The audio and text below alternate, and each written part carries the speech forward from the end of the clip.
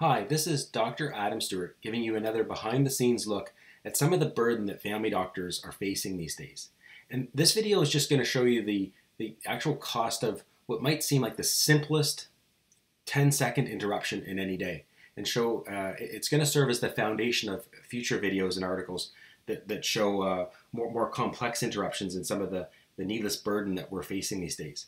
So this is a fake patient chart, for example. And let's say I'm going through my day and I'm clicking through notices and I get this notice from, here's one from a pharmacy that says a meds check, which I'm going to do another article, a video on later on these meds checks. But so what happens is the doctor has to click into the chart, orient themselves. Okay, who is this patient?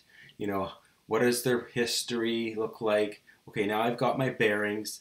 And I've got this meds check that I've got to review, so I've got to click into it, and it's got to open up, and I've got to, look at this PDF, orient myself to the document, look through it. Okay, what is this? Okay, it's a meds check. Is there any action required here? Okay, in this case, no. And then scroll down to see what's interesting here is here's a meds check that was done on a person who was just on one single medication, but we'll get into that later in another video as I explained. But the point is, this document does not even require any action from me, yet it's taken me time and mental energy and interruption to orient myself and figure it out. So what I've done here is I've kind of shown a flow sheet in terms of the cost of any interruption. These are interruptions that don't even require action. So it shows like the letter or the fax or whatever notice is coming into the clinic. The staff have to sort through the mail and faxes and then import it into the chart.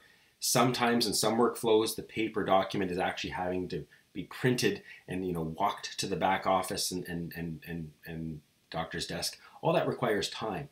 Then the staff have to notify the doctor, as I just explained, either via message or paper document. But then what I just demonstrated was some of the time that it takes the doctor to orient and review these things. And these are just FYIs. These aren't even things that require like a prescription to be written or a letter to be written in response. I'll get into that later. But the point is, when you add all this up, it's staff time, material costs, and what's most important, the doctor time.